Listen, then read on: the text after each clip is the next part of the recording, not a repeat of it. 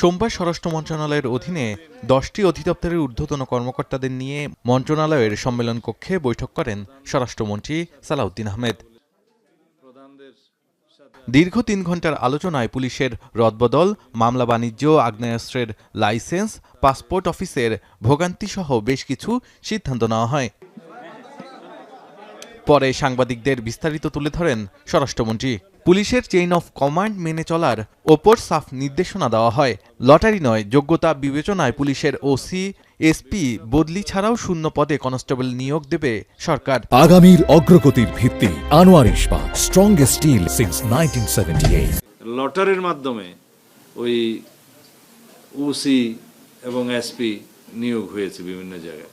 তো সেই জায়গাতে অনেক জায়গায় অনেক ক্ষেত্রে এমন হয়েছে যে যেখানে যার নিয়োগ হওয়ার কথা না বা হলে সার্ভিসটা দিতে পারবে না, এগুলো অনেক সময় যাচাই বাছাই করে নিয়োগটা দিতে হয় তার সার্ভিস রেকর্ড দেখে, এফিসিয়েন্সি দেখে, বড় ডিস্ট্রিক্ট ছোট ডিস্ট্রিক্ট এরকম বিবেচনায় নিয়ে, বা যে এক ডিস্ট্রিক্ট করেছে তাকে ওল্ড ডিস্ট্রিক্টে দেয়া যায়, এ সমস্ত কিছু বিবেচনা আছে, ক্রাইটেরিয়া আছে।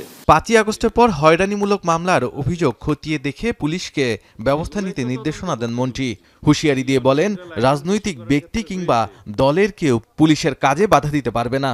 2701 জন কনস্টেবলের পদ খালি আছে, সেটা জরুরি ভিত্তিতে নিয়োগের জন্য আগের বিদ্যমান প্রক্রিয়ায় শুরু হবে। বেশ কিছু মামলা হয়েছে, এখানে কিছু সুবিধাবাদী শ্রেণীর মানুষ এগুলোর সুযোগে ভোগান্তি সৃষ্টির জন্য অনেককে আসামি করেছে, যারা সেখানে জড়িত থাকার প্রশ্নই আসে না। পুলিশের কাজে অবৈধভাবে কেউ হস্তক্ষেপ করতে পারবে না, এটা আমার কঠোর নির্দেশনা। রাজনৈতিক বিবেচনায় আগ্নেয়াস্ত্রের লাইসেন্স প্রাপ্তির বিষয়টি খতিয়ে দেখার কথাও জানান মন্ত্রী। বিগত ফ্যাসিবাদী সরকারের সময়ে যে সমস্ত আগ্নেয়াস্ত্রের লাইসেন্স ইস্যু করা হয়েছে, সেই আগ্নেয়াস্ত্রের লাইসেন্সগুলো আমরা আবার ভেরিফিকেশন করব, এটা যথাযথ হয়েছে কিনা। পাসপোর্ট সহ সরকারি সেবা প্রাপ্তিতে ভোগান্তি দূর করতে বেশ কিছু পরীক্ষামূলক ব্যবস্থা গ্রহণের সিদ্ধান্ত হয়েছে বৈঠকে। শাহাদাত, এখন ঢাকা।